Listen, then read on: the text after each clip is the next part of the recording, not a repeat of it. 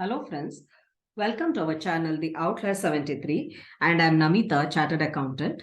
Well, today's topic of discussion is inclusions and exclusions from the transaction value and the conditions for the same. Before going ahead with the inclusions and the exclusions in the transaction value, let's try to understand as to what constitutes transaction value for the purpose of GST levy. Well, value of a supply under GST shall be transaction value. Transaction value means the price that is actually paid or payable for the supply of goods or for the supply of services. However, it is subject to the fulfillment of two conditions that the price actually paid or payable shall be considered as transaction value. Those two conditions are supplier and the recipient of the supplier are not related and price is the sole consideration for such supply. Only on the satisfaction of these two conditions, the transaction value would mean that the price actually paid or payable for such supply. Now let's try to understand as to what can be included or added or inclusions in the transaction value. There are 5 points. The first one is if any taxes, duties or fees or charges, of course, other than GST, if it is charged separately by the supplier, it has to be added or included in the transaction value. If it is already included in the price, then no separate addition is required.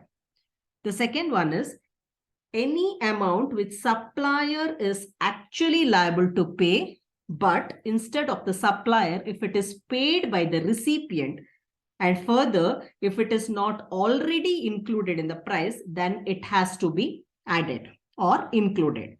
But if it is not an obligation of the supplier, but it is paid by the recipient, then it is not to be included. The third point is any amount charged by the supplier for anything done in respect of the supply at the time of supply or before the delivery of goods or supply of services. It can be any other incidental expenses, even including commission or packing charges. The fourth point is if any interest, penalty, late fee is levied for the delay in the payment of consideration, then it is also to be included. Fifth point is amount of subsidy which is directly linked to the price shall be included or added in the value of the supply who receives such subsidy. Only subsidy paid by the central and the state government is deductible. Any other subsidy is to be added. Let's move on to understand as to what are the exclusions from the transaction value. It mainly deals with the discount. Now, the discount which is given before or at the time of supply, if such discount is recorded in the invoice issued itself, then it has to be excluded or deducted or subtracted. Well, what if the discount is given after the supply has been effected? Discount given after the supply is effected can be deducted or excluded from the value only upon the satisfaction of three conditions.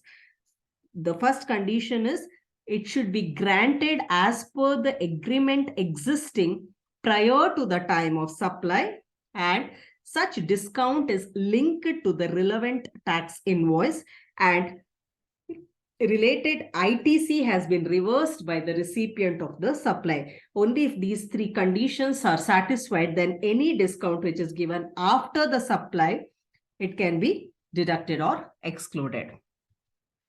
Thank you friends for watching this video till the end. I kindly request you to subscribe to this channel and also share this video among your friends. Thank you.